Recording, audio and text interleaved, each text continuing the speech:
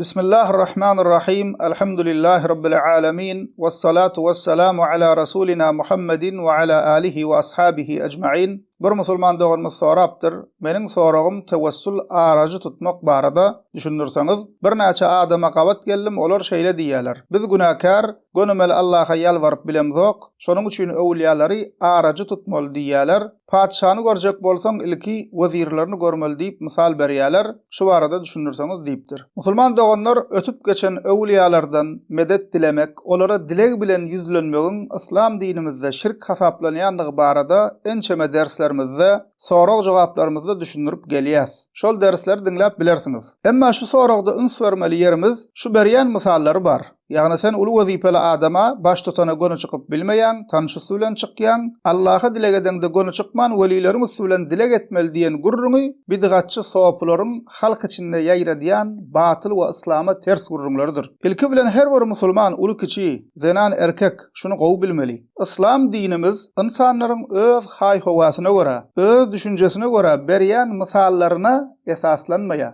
İslam Kur'an we sünnete esaslanýa. Soňra ijma we kıyas gelýär. Bu berýän misallary musulman doganlar gaty howply we batyl gurrundur. Sen uly wezipeli adama baş tutana göni çykyp bilmeýän, tanşysy bilen çykýan, Allah'a dileg edende göni çykman welileriň üstü bilen dileg etmeli diýen kişi toba etmelidir we ondan soňra gowy edip tawhidi la ilahe illallah öwrenmelidir. Tawhidi gowy öwrenen akidesi dürüst musulman Allah Teala'ny yaradylan zatlara deňäp bu hili batyl misallar bermeýär. Sen özüňe musulman diýen nädip diliň barya padşany Allah'a misal berýän. Sen özüňe musulman diýen nädip diliň barya yaradyja yaradylany misal berýän. İhlas surasynda Allah Teala näme diýär? "Ve lem yekul lehu kufuwan ahad." Onuň hiç bir deňi taýy ýokdur diýär. Allah saklasyn şu berilýän misal şu gepi aýdýan kişiniň niýetine görä küfre çenni barıp imanyny puj edip biljek sözdür. Misal berýän kişisi wezipeli adam padşa. Bular mahluk, yaradylan zatlar. Allah Teala yaradyjy, ähli zadyň eýesi. Padşa diýänim kömekçi bolmasa işini ýöredip bilmeýär. Emma Allah Teala hiç bir zada mätäş däl, kömekçisi ýok. Wezipeli adama padşa çykmak üçin tanışyş gerek. Belki sowgat peşkeşem bermeli. Emma Allah Teala dileg etmek üçin tanış gerek däl, kömekçi gerek däl, terjimeçi gerek däl. Allah Teala sen dileg etmäken dileg etjek zadyny bilýär. Allah Teala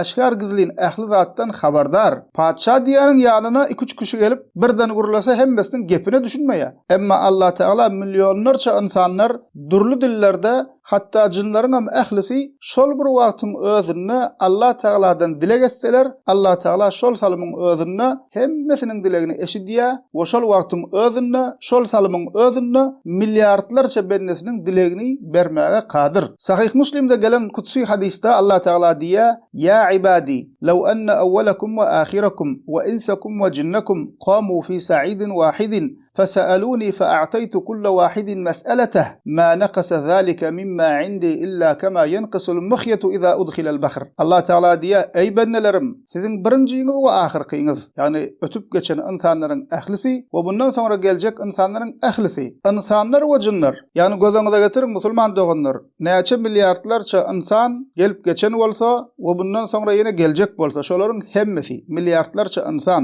we buna goşmaça Allah Teala diye jinler hemmesi bir ýerde jemlenseler, bir meýdanda jemlenip dursalar we menden dileg etseler diýär we her birine dilen zadyny bersem, şol berjek zatlarym meniň gatymdaky hazinelerden deňize batyryp çykarylan iňňäniň deňizden hiç zat kemeltmeýşi ýaly meniň gatymdaky hazinelerden hiç zat kemeltmez diýär. Bidgatçy sowapulary musulman doganlar bilmeýän adamlar azaşdyryp şu hili geplerini dogurlamak üçin orta atýan gurruňy näme? Biz günäkär, şonuň üçin gön dileg etsek dilegimiz kabul bolman biler. Şonuň üçin ölüp giden öwliýalara dileg edýäs, olaram dilep berýär diýerler. Bu da musulman doganlar Kur'an we sünnete ters gelýän batyl gurrundur. Allah Teala Kur'an-ı Kerimde Bakara surasının 186. ayetinde şeýle diýär: "Ve izâ sa'alaka ibâdî annî fe innî qarîb, ucibu da'watad-dâ'i izâ da'an." Allah Teala diýär: "Eger bennelerim senden men barada sorasalar, men olara ýakynlaryn, dileg edeniň dilegini kabul edýärin" diýär. Allah Teala menden diňe weliler dilesin, ahunlar dilesin diýen ok. Ýa-da menden diňe günahsızlar dileg etsin, günahkarlar dileg etmesin diýen ok. Men olara ýakynlaryn, dileg edenin dilegini kabul edýärin ya Allah Taala. Hatta musulman doganlar günahkaram bolsaň, ya Allah, men bir günahkar benden,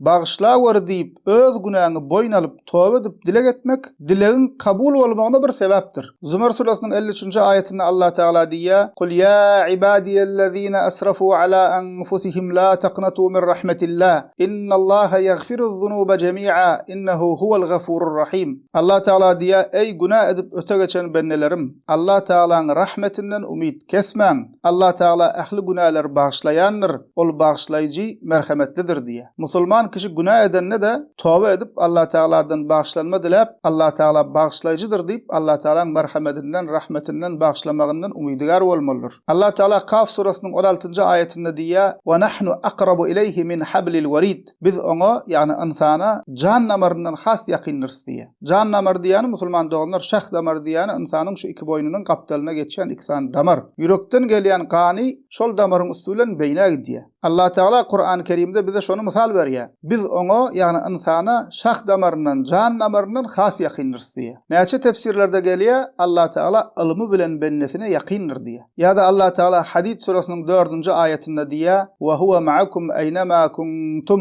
Siz nirde bolsaňyz Allah Taala siz bilendir diýär. Ýani näme diýmek? Tefsirçilerimiz diýerler, Allah Taala ilmi bilen hemişe bize şaýatdyr. Allah Taala hemişe her halymyzdan habardardyr. Allah Taala hemişe bizi bilip görüp eşitip duranlar diýerler. Ene şu musulmanlar biziň musulmanlaryň akidesi ygtykady. Allah Taala biziň her hal ýagdaýymyzdan habardar we hemişe bize şaýatdyr. Yüregimizde näme bar, näme ýok, niýetimizde näme bar, näme ýok, hemmesini Allah Taala bilýändir. Diýmek musulman doganlar, bidgatçylaryň sen uly wazipeli adama baş tutana gönü çykyp bilmeýän, tanış üstü bilen çykýan, Allah dilegedende gönü çykman welileriň üstü bilen dileg etmeli diýen gepleri batıl İslam'a ters gurrundur. Allah Taala'ny yaradylan zada deňemekdir. Allah Taala'ny yaradylan zatlara deňemek bolsa küfürdur. Biz günahkar gönjüleg edip bilemzok diýen gurrunlary batıl Kur'an we sünnete ters gurrundur. İslam'a wara öz günahyny boyun alyp toba edip Allah Taala'dan bağışlanma dilep dileg etmek dilegin kabul bolmagyna sebäpdir. Ötüp geçen welileriň ruhlaryny kömege çağırmak, medet plan pir, yetiş plan pir diýip ötüp geçenlere dileg bilen yüzlenmek Hristiýanlaryň we Yahudilaryň akidesidir. Biz musulmanlar hemişe Allah Taala yüzlenip doga dileg etmelidir. Doga dileg ibadetdir. Ibadet bolsa Allah Taala'dan başgasy üçin edilmeýär. Bidgatçy soplar bu azgynlykdan toba etsinler. Halky şirke, oda çağırmasınlar. Musulmanlara Kur'an we sünnette gelşi ýaly bir Allah'a yüzlenip dileg etmege uğraşsınlar. Allah Taala azaş beren doganlarymyza hidayet etsin we ahlimize hak ýolda tawfik we sebat bersin. Elhamdülillahi rabbil alamin.